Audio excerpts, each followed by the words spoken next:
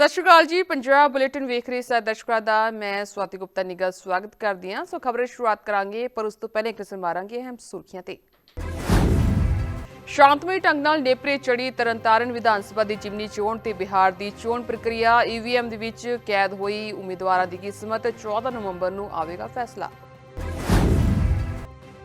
ਦਿੱਲੀ ਧਮਾਕੇ ਤੋਂ ਬਾਅਦ ਐਕਸ਼ਨ ਦੇ ਵਿੱਚ ਗ੍ਰਹਿ ਮੰਤਰਾਲਾ ਐਨਆਈਏ ਨੂੰ ਸੌਂਪੀ ਮਾਮਲੇ ਦੀ ਜਾਂਚ, ਜੈਸ਼ ਮੋਡਿਊਲ ਨਾਲ ਜੁੜਿਆ connection. All India anti terrorist front ਦੇ ਪ੍ਰਧਾਨ ਮਨਿੰਦਰਜੀਤ ਸਿੰਘ ਬਿੱਟਾ ਦਾ ਦਿੱਲੀ ਧਮਾਕੇ ਤੇ ਸਨਸਨੀਖੇਜ਼ ਬਿਆਨ, ਬੋਲੇ ਮੈਨੂੰ ਪਹਿਲਾਂ ਹੀ ਹੋਇਆ ਸੀ ਸ਼ੱਕ ਕਿ ਹੋਵੇਗਾ ਵੱਡਾ ਨੁਕਸਾਨ। ਦਿੱਲੀ ਧਮਾਕੇ ਤੋਂ ਬਾਅਦ ਰੈੱਡ ਅਲਰਟ ਤੇ ਪੰਜਾਬ ਪੁਲਿਸ ਫੋਰਸ ਤਾਇਨਾਤ, ਵਧਾਈ ਚੈਕਿੰਗ। ਹੁਣ ਖਬਰਾਂ ਵਿਸਥਾਰ ਦੇ ਨਾਲ। ਤਰਨਤਾਰਨ ਵਿਧਾਨ ਸਭਾ ਦੀ ਜਿਮਨੀ ਚੋਣ ਦੇ ਲਈ ਵੋਟਿੰਗ ਪ੍ਰਕਿਰਿਆ ਸਮਾਪਤ ਹੋ ਗਈ ਹੈ। ਵੋਟਿੰਗ ਸ਼ਾਂਤਮਈ ਢੰਗ ਨਾਲ ਜਾਰੀ ਰਹੀ। ਇਸ ਦੌਰਾਨ ਲੋਕਾਂ ਅੰਦਰ ਭਾਰੀ ਉਤਸ਼ਾਹ ਵੇਖਣ ਨੂੰ ਮਿਲਿਆ। ਜਾਣਕਾਰੀ ਮੁਤਾਬਿਕ ਤਰਨਤਾਰਨ ਦੇ ਵਿੱਚ 60.95% ਵੋਟਿੰਗ ਹੋਈ ਹੈ। ਤਰਨਤਾਰਨ 'ਚ ਸ਼ੁਰੂ ਹੋਈ ਜਿਮਨੀ ਚੋਣ ਲਈ ਵੋਟਿੰਗ ਦੀ ਪ੍ਰਕਿਰਿਆ ਖਤਮ ਹੋ ਗਈ ਹੈ। ਇਸ ਦੌਰਾਨ ਚੋਣ ਪ੍ਰਕਿਰਿਆ ਨੂੰ ਪਾਰਦਰਸ਼ੀ ਅਤੇ ਸ਼ਾਂਤਮਈ ਢੰਗ ਦੇ ਨਾਲ ਨੇਪਰੇ ਚਾੜਨ ਲਈ ਭਾਰਤ ਚੋਣ ਕਮਿਸ਼ਨ ਵੱਲੋਂ ਪੁਖਤਾ ਪ੍ਰਬੰਧ ਕੀਤੇ ਗਏ ਸਨ। ਦਰਅਸਲ ਤਰਨਤਾਰਨ ਵਿਧਾਨ ਸਭਾ ਸੀਟ ਵਿਧਾਇਕ ਕਸ਼ਮੀਰ ਸਿੰਘ ਸੋਹਲ ਦੇ ਦੇਹਾਂਤ ਤੋਂ ਬਾਅਦ ਖਾਲੀ ਹੋਈ ਸੀ। 15 ਉਮੀਦਵਾਰਾਂ ਦੀ ਕਿਸਮਤ ਦਾ ਫੈਸਲਾ 1.92 ਲੱਖ ਵੋਟਰ ਕਰ ਰਹੇ ਹਨ। ਜਾਣਕਾਰੀ ਦੇ ਮੁਤਾਬਕ ਤਰਨਤਾਰਨ ਦੇ ਵਿੱਚ ਕਰੀਬ ਕੁੱਲ 60.95% ਦੀ ਵੋਟਿੰਗ ਹੋਈ ਤੇ ਉਮੀਦਵਾਰਾਂ ਦੀ ਕਿਸਮਤ ਹੁਣ ਈਵੀਐਮ ਮਸ਼ੀਨ ਦੇ ਵਿੱਚ ਕੈਦ ਹੋ ਗਈ। ਹੁਣ ਤਰਨਤਾਰਨ ਸੀਟ ਉੱਤੇ ਕੌਣ ਆਪਣਾ ਝੰਡਾ ਬੁਲੰਦ ਕਰਦਾ ਹੈ, 14 ਨਵੰਬਰ ਨੂੰ ਪਤਾ ਲੱਗੇਗਾ। ਦੱਸ ਦਈਏ ਕਿ ਵਿਧਾਨ ਸਭਾ ਹਲਕਾ ਤਰਨਤਾਰਨ ਦੇ ਵਿੱਚ ਵੋਟਰਾਂ ਦੀ ਕੁੱਲ ਗਿਣਤੀ 1,92,838 ਹੈ। ਇਸ ਵਿੱਚ 1,09,33 ਪੁਰਸ਼ ਵੋਟਰ ਹਨ, 91,897 ਮਹਿਲਾ ਵੋਟਰ ਅਤੇ 8 ਤੀਜੇ ਲਿੰਗ ਦੇ ਵੋਟਰ ਸ਼ਾਮਲ ਨੇ। ਇਸ ਤੋਂ ਇਲਾਵਾ ਕੁੱਲ ਸਰਵਿਸ ਵੋਟਰ 1357 ਜਦਕਿ 85 ਸਾਲ ਦੀ ਉਮਰ ਤੋਂ ਵੱਧ ਵਾਲੇ ਕੁੱਲ ਵੋਟਰਾਂ ਦੀ ਗਿਣਤੀ 1657 ਹੈ।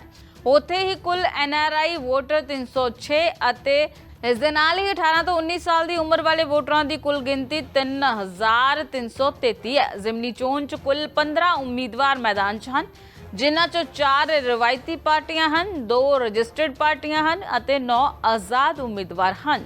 ਤਰਨਤਾਰਨ ਸੀਟ ਦੇ ਮੁੱਖ ਮੁਕਾਬਲਾ ਆਮ ਆਦਮੀ ਪਾਰਟੀ ਤੋਂ ਹਰਮੀਤ ਸਿੰਘ ਸੰਧੂ ਤੇ ਕਾਂਗਰਸ ਦੇ ਕਰਨਵੀਰ ਸਿੰਘ ਬੁਰਜ, ਸ਼੍ਰੋਮਣੀ ਅਕਾਲੀ ਦਲ ਦੀ ਸੁਖਮਿੰਦਰ ਕੌਰ, ਭਾਜਪਾ ਤੋਂ ਹਰਮੀਤ ਸਿੰਘ ਸੰਧੂ ਵਿੱਚ ਹੈ। ਇਸ ਤੋਂ ਇਲਾਵਾ ਵਾਰਿਸ ਪੰਜਾਬ ਦੇ ਆਜ਼ਾਦ ਉਮੀਦਵਾਰ ਮਨਦੀਪ ਸਿੰਘ ਵੀ ਚੋਣਾਂ ਵਿੱਚ ਵੱਡਾ ਉਲਟਫੇਰ ਕਰ ਸਕਦੇ ਨੇ। ਜ਼ਿਕਰਯੋਗ ਹੈ ਕਿ ਤਰਨਤਾਰਨ ਤੋਂ ਆਮ ਆਦਮੀ ਪਾਰਟੀ ਦੇ ਵਿਧਾਇਕ ਡਾਕਟਰ ਕਸ਼ਮੀਰ ਸਿੰਘ ਦੇ ਦੇਹਾਂਤ ਤੋਂ ਬਾਅਦ ਉੱਥੋਂ ਦੀ ਵਿਧਾਨ ਸਭਾ ਸੀਟ ਖਾਲੀ ਹੋ ਗਈ ਸੀ, ਜਿਸ ਤੋਂ ਬਾਅਦ ਤਰਨਤਾਰਨ ਜ਼ਿਮਨੀ ਚੋਣ ਹੋਈ ਹੈ। ਉਧਰ ਬਿਹਾਰ ਵਿਧਾਨ ਸਭਾ ਦੇ ਦੋਵਾਂ ਹੀ ਪੜਾਵਾਂ ਦੇ ਵਿੱਚ ਰਿਕਾਰਡ ਤੋੜ ਵੋਟਰਾਂ ਦੀ ਗਿਣਤੀ ਦਰਜ ਕੀਤੀ ਗਈ ਹੈ। ਰਾਜ ਦੀਆਂ 243 ਵਿੱਚ 122 ਸੀਟਾਂ ਲਈ ਦੂਸਰੇ ਅਤੇ ਆਖਰੀ ਪੜਾਅ ਲਈ ਵੋਟਿੰਗ ਖਤਮ ਹੋ ਗਈ ਹੈ। ਭਾਰਤੀ ਚੋਣ ਕਮਿਸ਼ਨ ਦੇ ਅਨੁਸਾਰ ਬਿਹਾਰ ਚੋਣਾਂ 2025 ਦੇ ਦੂਸਰੇ ਪੜਾਅ ਦੇ ਵਿੱਚ ਲਗਭਗ 66.9% ਵੋਟਰਾਂ ਨੇ ਵੋਟਿੰਗ ਦਰਜ ਕੀਤੀ ਹੈ। ਮੁੱਖ ਚੋਣ ਕਮਿਸ਼ਨ ਗਿਆਨੇਸ਼ ਕੁਮਾਰ ਅਨੁਸਾਰ ਹੋਈਆਂ ਵੋਟਾਂ ਵਿੱਚ 66.9% ਵੋਟਿੰਗ ਦਰਜ ਕੀਤੀ ਗਈ ਹੈ, ਜੋ ਕਿ ਰਾਜ ਦੇ ਇਤਿਹਾਸ ਦੇ ਵਿੱਚ ਹੁਣ ਤੱਕ ਦੀ ਸਭ ਤੋਂ ਵੱਧ ਵੋਟਿੰਗ ਹੈ। ਇਹ ਉੱਚ ਵੋਟਿੰਗ ਇਸ ਗੱਲ ਦਾ ਸਪਸ਼ਟ ਸੰਕੇਤ ਹੈ ਕਿ ਵੋਟਰਾਂ ਨੇ ਸੱਤਾ ਵਿੱਚ ਪਾर्टी ਨੂੰ सौंपने का फैसला किया है। बिहार के मतदाताओं ने भी आज आजाद भारत में इतिहास रच दिया है। 1951 से अब तक हुए सभी चुनावों में सर्वाधिक प्रतिशत वोटिंग की, जो कि लगभग 66.9% है। यही नहीं, 1951 से लेके अब तक हुए सभी चुनावों में हमारी माताओं, बहुओं और बेटियों ने चुनाव आयोग पर पूर्ण विश्वास जताते हुए अभी तक का सबसे अधिक मतदान किया है, 71%। बिहार के इन पारदर्शी और शांतिपूर्ण चुनावों ने पूरे भारत को राह दिखाई है। चुनाव आयोग हमेशा से अपने मतदाताओं के साथ खड़ा था, खड़ा है और खड़ा रहेगा। ਬਿਹਾਰ ਵਿਧਾਨ ਸਭਾ ਚੋਣਾਂ ਦੇ ਦੋਵਾਂ ਪੜਾਵਾਂ ਵਿੱਚ ਰਿਕਾਰਡ ਤੋੜ ਵੋਟਰਾਂ ਦੀ ਗਿਣਤੀ ਦਰਜ ਕੀਤੀ ਗਈ। ਤੁਹਾਨੂੰ ਦੱਸ ਦਈਏ ਕਿ ਐਨਡੀਏ ਅਤੇ ਮਹਾਗਠਜੋੜ ਦੋਵੇਂ ਹੀ ਆਪਣੇ ਸਮਰਥਕਾਂ ਦੇ ਉਤਸ਼ਾਹ ਤੇ ਭਰੋਸਾ ਰੱਖਦੇ ਹਨ। ਬਿਹਾਰ ਚੋਣ ਨਤੀਜੇ 14 ਨਵੰਬਰ ਨੂੰ ਐਲਾਨੇ ਜਾਣਗੇ। ਦਿੱਲੀ ਦੇ ਲਾਲ ਕਿਲੇ ਨੇੜੇ ਹੋਏ ਧਮਾਕੇ ਸੰਬੰਧੀ ਗ੍ਰਹਿ ਮੰਤਰਾਲੇ ਨੇ ਇੱਕ ਵੱਡਾ ਫੈਸਲਾ ਲਿਆ। ਕੇਂਦਰ ਸਰਕਾਰ ਨੇ ਜਾਂਚ ਰਾਸ਼ਟਰੀ ਜਾਂਚ ਏਜੰਸੀ ਨੂੰ ਸੌਂਪ ਦਿੱਤੀ ਹੈ। ਦੱਸ ਦੇਣਾ ਚਾਹਾਂਗੇ ਕਿ ਬੀਤੇ ਕੱਲ੍ਹ ਲਾਲ ਕਿਲਾ ਮੈਟਰੋ ਸਟੇਸ਼ਨ ਨੇੜੇ ਟ੍ਰੈਫਿਕ ਸਿਗਨਲ ਤੇ ਖੜੀ ਇੱਕ ਕਾਰ ਦੇ ਵਿੱਚ ਹੋਏ ਵੱਡੇ ਧਮਾਕੇ ਵਿੱਚ ਘੱਟੋ-ਘੱਟ 12 ਲੋਕ ਮਾਰੇ ਗਏ ਨੇ ਅਤੇ 20 ਹੋਰ ਜ਼ਖਮੀ ਹੋਏ ਨੇ।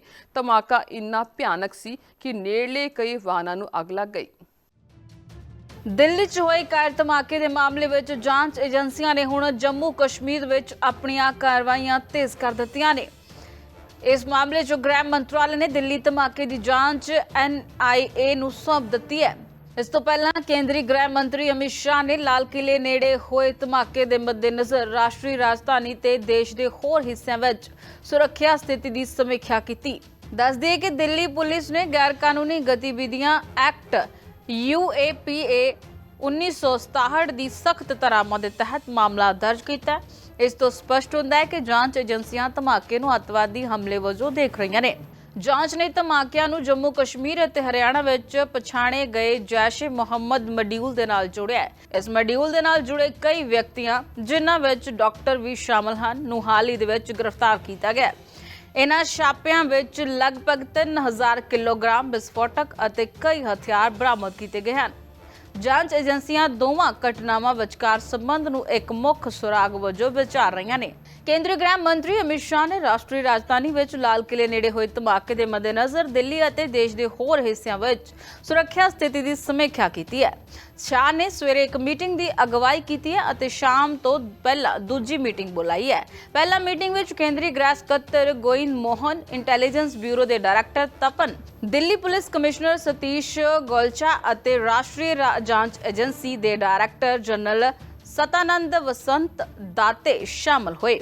ਜੰਮੂ ਕਸ਼ਮੀਰ ਦੇ ਪੁਲਿਸ ਡਾਇਰੈਕਟਰ ਜਨਰਲ ਵੀ ਮੀਟਿੰਗ ਦੇ ਵਿੱਚ ਆਨਲਾਈਨ ਸ਼ਾਮਲ ਹੋਏ।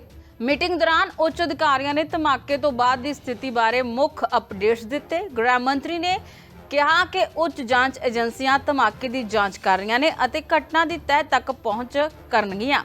ਅਧਿਕਾਰੀਆਂ ਨੇ ਦੱਸਿਆ ਕਿ ਧਮਾਕਾ ਸੋਮਵਾਰ ਸ਼ਾਮ ਨੂੰ ਉਦੋਂ ਹੋਇਆ ਜਦੋਂ ਲਾਲ ਕਿਲਾ ਮੈਟਰੋ ਸਟੇਸ਼ਨ ਦੇ ਨੇੜੇ ਇੱਕ ਟ੍ਰੈਫਿਕ ਸਿਗਨਲ ਤੇ ਇੱਕ ਕਾਰ ਹੌਲੀ-ਹੌਲੀ ਚੱਲ ਰਹੀ ਸੀ। ਧਮਾਕੇ ਵਿੱਚ 12 ਲੋਕਾਂ ਦੀ ਮੌਤ ਹੋ ਗਈ ਤੇ ਕਈ ਵਾਹਨ ਨੁਕਸਾਨੇ ਗਏ ਨੇ। All India anti terrorist front ਦੇ ਪ੍ਰਧਾਨ ਮਨਿੰਦਰਜੀਤ ਸਿੰਘ ਬਿੱਟਾ ਦਾ ਦਿੱਲੀ ਧਮਾਕੇ ਮਾਮਲੇ ਵਿੱਚ ਇੱਕ ਸਨਸਨੀਖੇਜ਼ ਬਿਆਨ ਸਾਹਮਣੇ ਆਇਆ ਹੈ। ਉਨ੍ਹਾਂ ਕਿਹਾ ਹੈ ਕਿ ਲਾਲ ਕਿਲੇ ਨੇੜੇ ਵਾਪਰੀ ਘਟਨਾ ਨੇ ਮੈਨੂੰ 32 ਸਾਲ ਪਹਿਲਾਂ ਮੇਰੇ ਨਾਲ ਵਾਪਰੀ ਘਟਨਾ ਦੀ ਯਾਦ ਦਿਵਾ ਦਿੱਤੀ ਹੈ, ਜਦੋਂ ਮੈਨੂੰ ਨਿਸ਼ਾਨਾ ਬਣਾ ਕੇ ਇੱਕ ਧਮਾਕਾ ਹੋਇਆ ਸੀ। ਬਹੁਤ ਸਾਰੇ ਲੋਕ ਜ਼ਖਮੀ ਅਤੇ ਮਾਰੇ ਗਏ ਸਨ। देखो, कल की घटना ने, लाल किला की घटना ने मुझे ये पुरानी याद करा दी, जो मेरे ऊपर ब्लास्ट हुआ था 32 साल पहले। कितने लोग, देखो, 40 शहीद, 40 जख्मी और 35 शहीद हुए। ये देखो, सिर उठाया ले जा रहा है, ये देखिएगा। और ये सेम वैसी की वैसी घटना, ये मेरे ऊपर ब्लास्ट की घटना 32 साल पहले, ये देखिएगा। कोई फर्क है क्या? कोई फर्क है? इतनी निंदन योग घटना है। ये पाकिस्तान ने, ISI ने, आतंकवादियों ने जो लाल किला को, पूरे देश को दहलाने की कोशिश की है, जहां हिंदुस्तान के प्राइम मिनिस्टर शुरू से लेके आज तक तिरंगा झंडा लहराते हैं 15 अगस्त को, वहां ये हरकत की है। यहाँ मंदिर भी है, जहाँ मस्जिद भी है, यहाँ गुरुद्वारा साहब भी है शीशगंज, वहाँ पे ये घटना हुई है, यहाँ पब्लिक होती है। इससे बड़ी निंदन जो घटना नहीं हो सकती। मैं खुद आपको अपना अनुभव बताना चाहता हूँ कि कल चंडीगढ़ से आता हुआ, लाल किला की बैक साइड पे निकलता हुआ, जब मैं अखबारों में खबर पढ़ रहा था फरीदाबाद की 300 किलो RDX पकड़ा गया, जब सुना पढ़ा कि अहमदाबाद में 3 खतरनाक आतंकवादी चाइना से ट्रेनिंग करके आए, तो मैंने अपने दोस्त को ITO के आगे जाके अपनी लाइफ का, जो सुरक्षा का 45 साल का अनुभव, मैंने बोला कि यहाँ को बड़ा हादसा होगा। वो अखबारों को पढ़ के और वो मेरे दोस्त का फ़ोन आता है, कहते लाल किला में ब्लास्ट हुआ, जहां लाल किला की बैक साइड से मैं निकल के आया।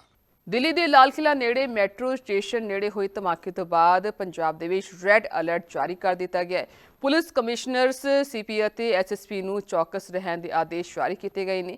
ਸੰਵੇਦਨਸ਼ੀਲ ਅਤੇ ਭੀੜ ਭੜੱਕੇ ਵਾਲੇ ਇਲਾਕਿਆਂ ਵਿੱਚ ਪੁਲਿਸ ਬਲ ਤਾਇਨਾਤ ਕੀਤੇ ਗਏ ਨੇ। ਇਸ ਸੰਬੰਧੀ ਐਸਐਸਪੀ ਪ੍ਰਗਿਆ ਜੈਨ ਦਾ ਬਿਆਨ ਵੀ ਸਾਹਮਣੇ ਆਇਆ ਹੈ।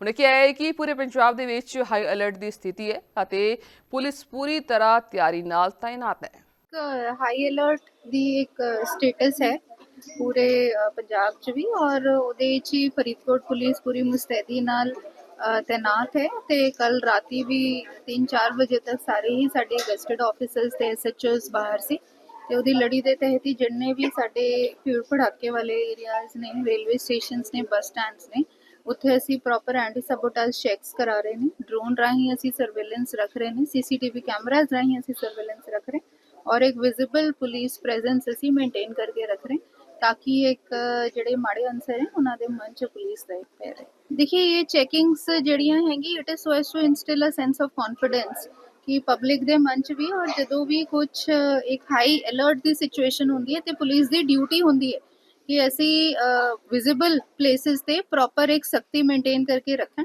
ਤੇ ਉਸੇ ਲੜੀ ਦੇ ਤਹਿਤ ਹੀ ਅਸੀਂ ਅਦਰਵਾਈਜ਼ ਵੀ ਕਰਦੇ ਰਹਿੰਦੇ।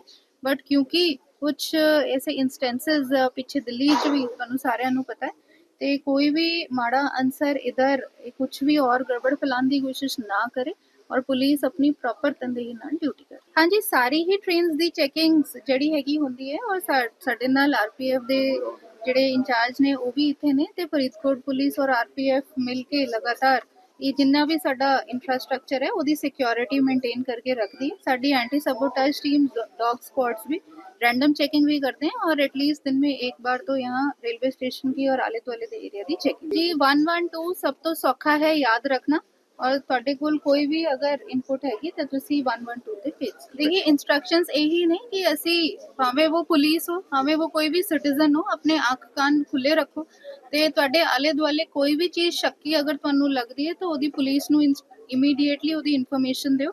ਜਿਹੜੇ ਸਾਡੀ ਪੀਸੀਆਰ ਦੇ ਮੁਲਾਜ਼ਮ ਹੈ ਉਹਨਾਂ ਨੂੰ ਵੀ ਇੰਸਟਰਕਸ਼ਨਸ ਦਿੱਤੀਆਂ ਗਈਆਂ ਕਿ ਆਪਣੇ ਬੀਟ ਏਰੀਆ 'ਚ ਪ੍ਰੋਪਰ ਮੁਸਤੈਦੀ ਨਾਲ ਡਿਊਟੀ ਕਰਨ। ਕੋਈ ਵੀ ਅਗਰ ਸਸਪੀਸ਼ੀਅਸ ਵਿਅਕਤੀ ਜਾਂ ਵਸਤੂ ਉਹਨਾਂ ਨੂੰ ਦਿਸਦੀ ਹੈ ਤਾਂ ਉਹਦਾ ਇਮੀਡੀਏਟਲੀ ਸੀਨੀਅਰ ਅਫਸਰਾਂ ਦੇ ਧਿਆਨ 'ਚ ਲੈ। ਦਿੱਲੀ ਦੇ ਵਿੱਚ ਕਾਰ ਬੰਬ ਧਮਾਕੇ ਤੋਂ ਬਾਅਦ ਪੰਜਾਬ ਨੂੰ ਹਾਈ ਅਲਰਟ ਤੇ ਰੱਖਿਆ ਗਿਆ। ਨਤੀਜੇ ਵਜੋਂ ਜਲੰਧਰ ਕਮਿਸ਼ਨਰੇਟ ਪੁਲਿਸ ਵੀ ਹਾਈ ਅਲਰਟ ਤੇ ਹੈ। ਸਾਰੇ ਡੀਸੀਪੀ ਰੈਂਕ ਦੇ ਅਧਿਕਾਰੀਆਂ ਨੂੰ ਪੁਲਿਸ ਬਲਾਂ ਦੇ ਨਾਲ ਫੀਲਡ ਵਿੱਚ ਤਾਇਨਾਤ ਕੀਤਾ ਗਿਆ ਹੈ। ਸੋ ਸ਼ਹਿਰ ਦੇ ਰੇਲਵੇ ਸਟੇਸ਼ਨ, ਬੱਸ ਸਟੈਂਡ ਅਤੇ ਸ਼ਹਿਰ ਦੇ ਪ੍ਰਮੁੱਖ ਸਥਾਨਾਂ ਤੇ ਨਾਕਾਬੰਦੀ ਕੀਤੀ ਗਈ ਹੈ ਅਤੇ ਚੌਂਕੀਆਂ ਸਥਾਪਿਤ ਕੀਤੀ ਗਈਆਂ ਨੇ।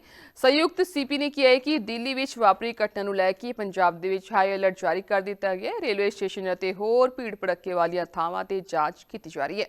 ਜੀ ਅਸੀਂ ਜਲੰਧਰ ਰੇਲਵੇ ਸਟੇਸ਼ਨ ਦੀ ਚੈਕਿੰਗ ਕਰ ਰਹੇ ਹਾਂ। ਬਾਕੀ ਵੀ ਸ਼ਹਿਰ ਦੇ ਵਿੱਚ ਹੋਰ ਪਲੇਸਿਸ ਤੇ ਵੀ ਚੈਕਿੰਗ ਚੱਲ ਰਹੀ ਹੈ।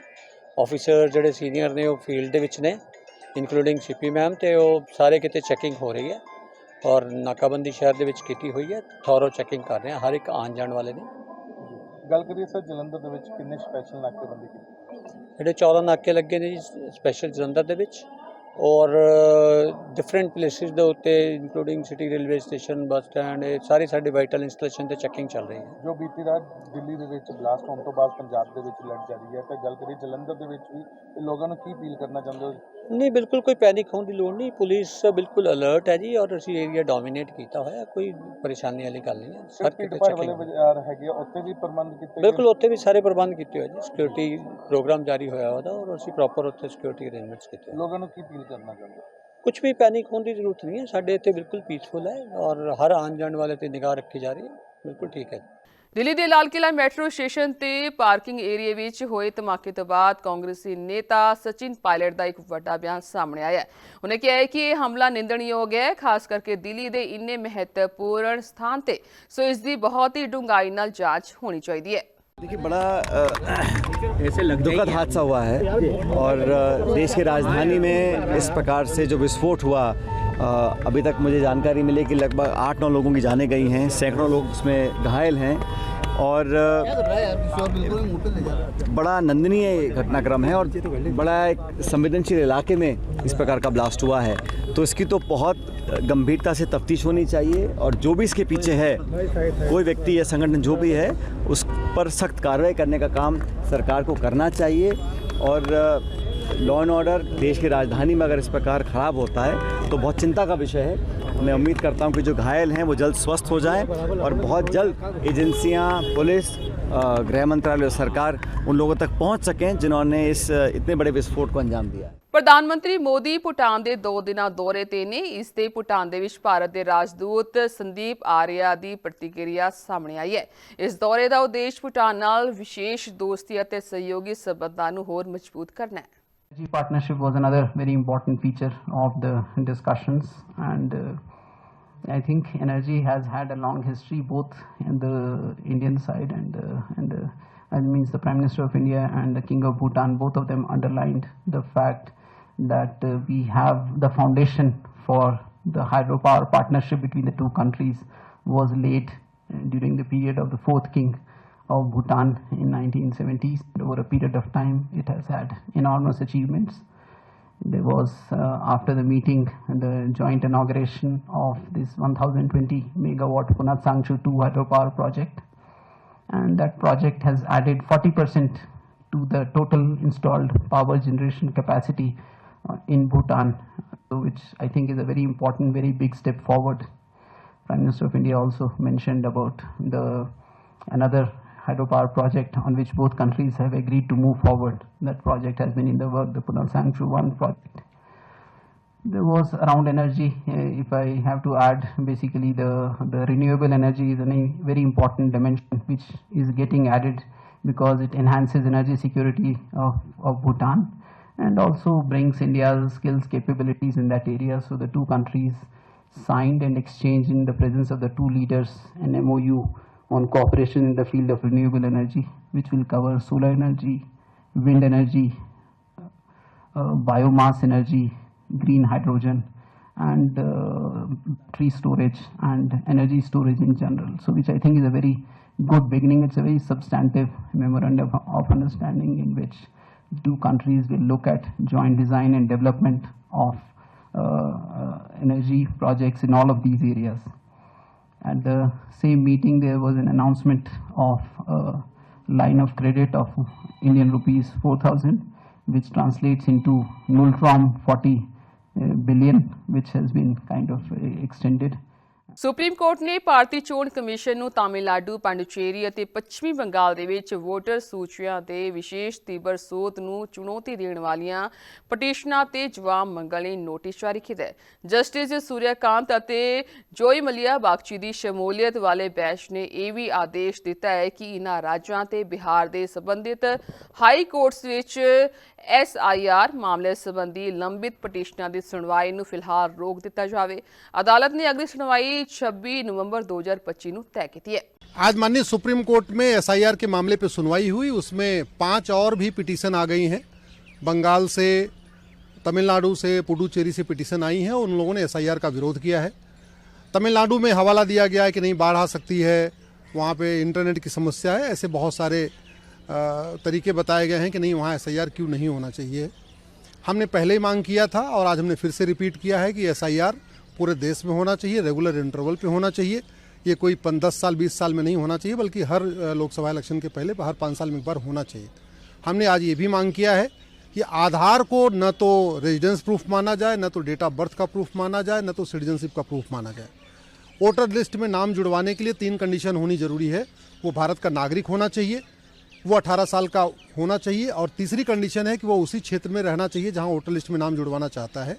हमने माननीय सुप्रीम कोर्ट को कहा है आधार न तो रेजिडेंस का प्रूफ है, न सिटीजनशिप का प्रूफ है, न तो डेट ऑफ बर्थ का प्रूफ है। आधार सिंपली आइडेंटिटी प्रूफ है। तो आधार का उपयोग फर्जी वोट को पकड़ने में तो किया जा सकता है, लेकिन आधार का उपयोग करके वोटर लिस्ट में नाम नहीं जुड़वाया जा सकता, ये हमने कहा है। अगली सुनवाई अब इसमें 26 नवंबर को होगी, और अगर 26 को नहीं पूरी होगी तो 27 को भी कंटिन्यू रहेगी। हमने यही मांग किया है कि फ्री एंड फेयर इलेक्शन तभी संभव है जब 100% वोट प्योर हो, वोटर लिस्ट प्योर होनी चाहिए। और हमने अपनी पिटीशन में ये भी कहा है कि लगभग 5 करोड़ फर्जी वोटर हैं भारत में। SIR कंप्लीट होगा तो ये आंकड़ा 5 करोड़ क्रॉस करेगा। बिहार में ऑलरेडी 68 लाख मिल चुके हैं। इसलिए जिन राज्यों में अभी चुनाव होना है 2026 में, बंगाल है, पुडुचेरी है, केरल है, तमिलनाडु है, यहाँ तत्काल SIR शुरू होना चाहिए। इलेक्शन कमीशन ने शुरू कर भी दिया है, लेकिन इसको टाइम बाउंड तरीके से इसको फिनिश करना जरूरी है। ਮਹਿਲਾ ਵਿਸ਼ਵ ਕੱਪ ਦੀ ਇਤਿਹਾਸਿਕ ਜਿੱਤ ਤੋਂ 9 ਦਿਨਾਂ ਬਾਅਦ ਪੰਜਾਬ ਸਰਕਾਰ ਨੇ ਸੂਬੇ ਦੀਆਂ ਮਹਿਲਾ ਖਿਡਾਰੀਆਂ ਨੂੰ ਇੱਕ ਵੱਡਾ ਤੋਹਫਾ ਦਿੱਤਾ ਹੈ। ਸਰਕਾਰ ਨੇ ਐਲਾਨ ਕੀਤਾ ਹੈ ਕਿ ਪੰਜਾਬ ਦੇ ਵਿੱਚ ਰਹਿਣ ਵਾਲੀ ਹਰ ਮਹਿਲਾ ਖਿਡਾਰੀ ਨੂੰ 1.5 ਕਰੋੜ ਦਾ ਇਨਾਮ ਮਿਲੇਗਾ। ਸੋ ਇਸ ਦਾ ਅਧਿਕਾਰਿਤ ਐਲਾਨ ਸੋਸ਼ਲ ਮੀਡੀਆ ਰਾਹੀਂ ਕੀਤਾ ਗਿਆ। ਪੰਜਾਬ ਸਰਕਾਰ ਵਿਸ਼ਵ ਜੇਤੂ ਭਾਰਤੀ ਮਹਿਲਾ ਟੀਮ ਦੀ ਕਪਤਾਨ ਹਰਮਨਪ੍ਰੀਤ ਕੌਰ, ਅਮਨਜੋਤ ਕੌਰ ਅਤੇ ਹਰਲੀਨ ਦਿਓਲ ਨੂੰ ਨਗਦ ਪੁਰਸਕਾਰ ਦੇਵੇਗੀ। ਸਰਕਾਰ ਨੇ ਤਿੰਨਾਂ ਖਿਡਾਰੀਆਂ ਲਈ ਇਨਾਮੀ ਰਾਸ਼ੀ ਦਾ ਐਲਾਨ ਕੀਤਾ ਹੈ। ਵਿਸ਼ਵ ਕੱਪ ਜਿੱਤਣ ਤੋਂ ਬਾਅਦ ਭਾਰਤੀ ਮਹਿਲਾ ਕ੍ਰਿਕਟ ਟੀਮ ਪੰਜਾਬ ਦੀਆਂ ਖਿਡਾਰੀਆਂ ਨੂੰ ਰਾਜ ਸਰਕਾਰ ਵੱਲੋਂ ਵਿਸ਼ੇਸ਼ ਤੌਰ ਤੇ ਸਨਮਾਨਿਤ ਕੀਤਾ ਜਾਵੇਗਾ। ਮਹਿਲਾ ਕ੍ਰਿਕਟ ਟੀਮ ਦੀਆਂ ਕਪਤਾਨਾਂ ਹਰਮਨਪ੍ਰੀਤ ਕੌਰ, ਅਮਨਜੋਤ ਕੌਰ ਅਤੇ ਹਰਲੀਨ ਦਿਓਲ ਨੂੰ ਖੇਡ ਨੀਤੀ ਤਹਿਤ 1.5 ਲੱਖ ਰੁਪਏ ਦੇ ਨਗਦ ਇਨਾਮ ਮਿਲਣਗੇ। ਪੰਜਾਬ ਦੇ ਮੁੱਖ ਮੰਤਰੀ ਭਗਵੰਤ ਮਾਨ ਨੇ ਮੰਗਲਵਾਰ ਨੂੰ ਇਸ ਦਾ ਐਲਾਨ ਕੀਤਾ। ਸਰਕਾਰ ਨੇ ਇੱਕ ਪ੍ਰਸਤਾਵ ਤਿਆਰ ਕੀਤਾ। ਦੋਵੇਂ ਖਿਡਾਰਨਾਂ ਅਮਨਜੋਤ ਅਤੇ ਹਰਲੀਨ ਦਿਓਲ ਪੰਜਾਬ ਪਹੁੰਚ ਗਈਆਂ ਹਨ। ਕਪਤਾਨ ਹਰਮਨਪ੍ਰੀਤ ਦੇ ਇਸ ਹਫਤੇ ਆਉਣ ਦੀ ਉਮੀਦ ਹੈ, ਜਿਸ ਤੋਂ ਬਾਅਦ ਸਰਕਾਰ ਇਸ ਸੰਬੰਧ ਵਿੱਚ ਇੱਕ ਪ੍ਰੋਗਰਾਮ ਆਯੋਜਿਤ ਕਰ ਸਕਦੀ ਹੈ। ਹਰਮਨਪ੍ਰੀਤ ਕੌਰ ਨੂੰ ਵੀ ਤਰੱਕੀ ਮਿਲ ਸਕਦੀ ਹੈ, ਜਿਸ ਤੇ ਸਰਕਾਰ ਵਿਚਾਰ ਕਰ ਰਹੀ ਹੈ।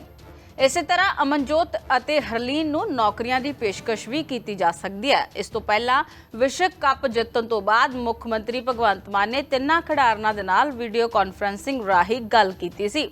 ਮਾਨ ਨੇ ਵਿਸ਼ਵ ਕੱਪ ਟਰਾਫੀ ਪੰਜਾਬ ਲਿਆਉਣ ਦਾ ਵਾਅਦਾ ਕੀਤਾ ਸੀ। ਜੇਕਰ ਲੋੜ ਪਈ ਤਾਂ ਅਸੀਂ ਭਾਰਤੀ ਕ੍ਰਿਕਟ ਕੰਟਰੋਲ ਬੋਰਡ ਨਾਲ ਗੱਲ ਕਰਾਂਗੇ, ਇਹ ਵੀ ਉਹਨਾਂ ਦੇ ਵੱਲੋਂ ਕਿਹਾ ਗਿਆ ਸੀ। ਡੇਰਾ ਬਾਬਾ ਨਾਨਕ ਅਧੀਨ ਆਉਂਦੇ ਪਿੰਡ ਕਾਦੀਆਂ ਗੁਜਰਾਂ ਵਿੱਚ ਭਾਰਤ ਪਾਕਿਸਤਾਨ ਬਟਵਾਰੇ ਤੋਂ ਬਾਅਦ ਰਹਿ ਰਹੇ 106 ਸਾਲਾਂ ਦੇ ਮਾਲਕ ਬਾਪੂ ਮੇਲਾ ਰਾਮ ਦੇ ਨਾਲ ਇੱਕ ਖਾਸ ਮੁਲਾਕਾਤ ਕੀਤੀ ਗਈ। ਸੋ ਬਾਪੂ ਮੇਲਾ ਰਾਮ ਨੇ ਆਪਣੇ ਪੁੱਤਰ ਵਿਜੇ ਕੁਮਾਰ ਨੂੰ ਅਤੇ ਗੁਆਂਢੀ ਸੇਵਾ ਮੁਕਤ ਪਾਵਰਕਾਮ ਦੇ ਅਧਿਕਾਰੀ ਗੁਰਮੁਖ ਸਿੰਘ ਦੇ ਸਮੇਤ ਕਿਹਾ ਹੈ ਕਿ ਉਸ ਦਾ ਜਨਮ 13 ਅਪ੍ਰੈਲ 1919 ਨੂੰ ਪਿਤਾ ਨਾਨਕ ਚੰਦ ਦੇ ਘਰ ਪਾਕਿਸਤਾਨ ਸਥਿਤ ਪਿੰਡ ਸੂਦ ਡਾਕਖਾਨਾ ਦੂਦੋ ਚੱਕ ਤਹਿਸੀਲ ਸ਼ੁਕਰਗੜ੍ਹ ਜ਼ਿਲ੍ਹਾ ਗੁਰਦਾਸਪੁਰ ਵਿੱਚ ਹੋਇਆ ਸੀ। ਸੋ ਇਸ ਦੇ ਨਾਲ ਹੀ ਉਹਨਾਂ ਕਿਹਾ ਕਿ ਮੇਰੇ 4 ਭਰਾ ਤੇ 4 ਭੈਣਾਂ ਸਨ। ਇਸ ਦੌਰਾਨ ਬਾਪੂ ਨੇ ਆਪਣੇ ਸਮੇਂ ਦੀਆਂ ਗੱਲਾਂ ਦੱਸੀਆਂ ਤੇ ਨਾਲ ਹੀ ਕਿਹਾ ਕਿ ਅੱਜ ਦੇ ਅਜੋਕੇ ਸਮੇਂ ਦੇ ਵਿੱਚ ਜਿੱਥੇ ਆਪਸੀ ਭਾਈਚਾਰਕ ਸਾਂਝ ਵਿੱਚ ਵੱਡੀ ਗਿਰਾਵਟ ਆਈ ਹੈ, ਉੱਥੇ ਹੀ ਪੁਰਾਣੇ ਸਮੇਂ ਦੇ ਵਿੱਚ ਲੋਕ ਆਪਣੇ ਭਾਈਚਾਰਕ ਸਾਂਝ ਤੇ ਰਿਸ਼ਤਿਆਂ ਦੀ ਕਦਰ ਕਰਦੇ ਸਨ। ਕਲਰ ਬੜਾ ਸੀ ਇਹ ਪਿੰਡ ਦੇ ਵਿੱਚ, ਕਲਰ ਨਾਲ ਕੱਪੜੇ ਧੋਂਦੇ ਸੀ ਉਦੋਂ ਜਦੋਂ ਇੱਥੇ ਆਏ ਆ। ਸਾਂਝ ਕਿੱਦਾਂ ਦੀ ਲੋਕਾਂ 'ਚ ਸਾਂਝ ਕਿੱਦਾਂ ਦੀ, ਲੋਕਾਂ 'ਚ ਪਿਆਰ ਕਿੰਨਾ ਕੀ, ਪਹਿਲਾਂ ਕਿੱਦਾਂ ਸੀ ਹੁਣ ਕਿੱਦਾਂ ਵਾ, ਹੁਣ ਤਬਦੀਲੀ ਆਈ ਕੋਈ ਸਮੇਂ ਦੇ ਨਾਲ? ਸਮੇਂ ਨਾਲ ਤਬਦੀਲੀ ਆਈ ਆ। ਲੋਕਾਂ ਨੇ ਮਕਾਨ ਚੰਗੇ ਬਣ ਗਏ ਨੇ, ਸਭ ਕੁਝ ਬਣ ਗਿਆ। ਉਦੋਂ ਕੁਛ ਨਹੀਂ ਕੋਲ, ਕੁਛ ਨਹੀਂ, ਕਾਫੀ ਦੇਰ ਬਾਅਦ ਬਣਿਆ ਸਭ ਕੁਝ ਬਣਿਆ। ਲੋਕਾਂ 'ਚ ਪਿਆਰ ਭਾਵ ਕਿੱਦਾਂ ਦਾ, ਜਿੱਦਾਂ ਪਹਿਲਾਂ ਭਾਰ ਤੇ ਉਹ ਪਿਆਰ ਤੇ ਗਏ ਆਏ। ਪਹਿਲਾਂ ਕਿੱਦਾਂ ਦੇ ਪਿਆਰ ਸੀ? ਪਹਿਲਾਂ ਬੜੇ ਪਿਆਰ ਸੀ। ਇੱਕੋ ਤੰਦੂਰ ਤੇ ਸਾਰਾ ਟੱਬਰ ਹੀ ਲਾਉਂਦੇ ਰਹੇ ਰੋਟੀਆਂ। ਇੱਕ ਤੰਦੂਰ ਜਿਹੜਾ ਗੱਡਿਆ ਹੋਣਾ ਨਾ, ਉਹਦੇ ਤੇ ਸਾਰੇ ਭਾਲੇ ਰਹੀ ਰੋਟੀਆਂ ਬਣਾਉਣੀਆਂ ਨੇ। ਹੁਣ ਤੇ ਇੱਕ ਘਰ ਦਾ ਇਕੱਲਾ ਇਕੱਲਾ, ਉਹ ਸਮਾਂ ਗਏ ਆਏ। ਉਹ ਨਹੀਂ ਪਿਆਰ। ਉਦੋਂ ਪਿਆਰ ਹੋਰ ਕੀ ਲੋਕਾਂ ਪਿਆਰ ਬੜਾ ਹੀ, ਬਹੁਤ ਪਿਆਰ ਹੀ ਬੜਾ ਹੀ। ਉਦੋਂ ਪਿਆਰ ਹੈ, ਉਦੋਂ ਦੇ ਗਿਣੇ ਨਾ ਟੁੱਟੀਆਂ ਤਾਰਾਂ ਵੀ ਜੁੜ ਗਈਆਂ ਜਦੋਂ ਪ੍ਰੇਮ ਦੇ ਸਾਜ ਨੂੰ ਛੇੜਿਆ ਏ। ਅੰਮ੍ਰਿਤ ਬਸਲ ਦਾ ਸ਼ੌਕ ਦੇ ਨਾਲ ਬੀਤਾ ਜਦੋਂ ਪ੍ਰੇਮ ਦੇ ਖੂਹ ਨੂੰ ਗੇੜਿਆ ਏ।